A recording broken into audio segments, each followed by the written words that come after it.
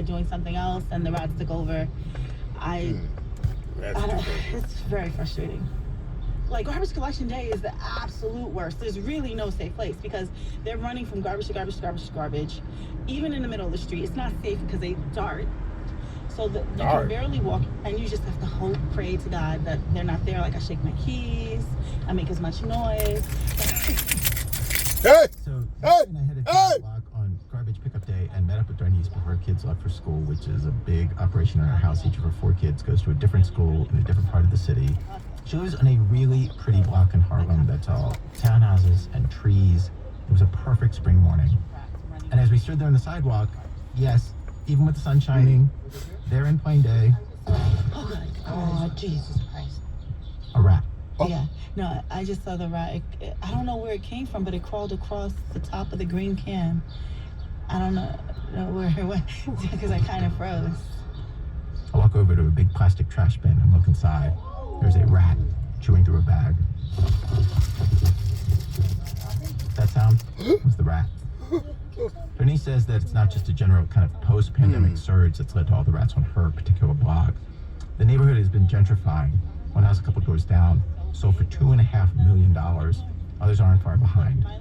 Bernice rents in one of the only apartment buildings in the block. And she said her landlord is trying to drive everybody out of her building to raise the rents. Hot water and heat have gone out for weeks at a time.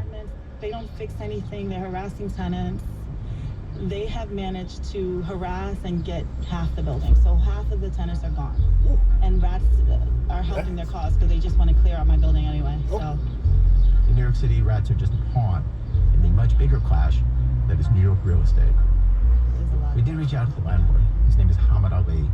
He asked him if he's trying to drive out Bernice from the last tenants in the building. Letting rats to fester is part of that. But he didn't return our calls, our texts, or our emails. Because Ali has passed away. I do not want my landlord to win. Oh my God, sorry. I'm so sorry. That was humongous. The rats scamper by. They seem to completely unnerve Darnice. And she urges me and her sons to move away from a stairwell where she's seen rats. There are certain spots where she doesn't like to stand. But her kids are totally unruffled. Her sons Micah and Amir, they're 9 and 12, both perfectly happy to be late for school to talk rats. Each new rat we see, they're like, yeah, sure, whatever. This one looks like it died recently. The boys spot this one up the block and show Valerie. Kind How can you tell? Because, like, its body, their eyes are still open, and, like, its body is, like, still it kind of looks like it's fake playing dead. And because ants haven't swarmed that place yet. Well, I'm gonna take a quick picture. Wow. Do you feel like the rats have gotten into your head? Oh, yeah, no, absolutely. I am thinking about them a lot. I mean, it's just so strange because they're so small. Rats and roaches. And yet they can loom so large. They're huge. These are not small rats. These are big, fat, New York jolly rats. They are eating good here. Ooh. Like, I'm amazed at how agile they are.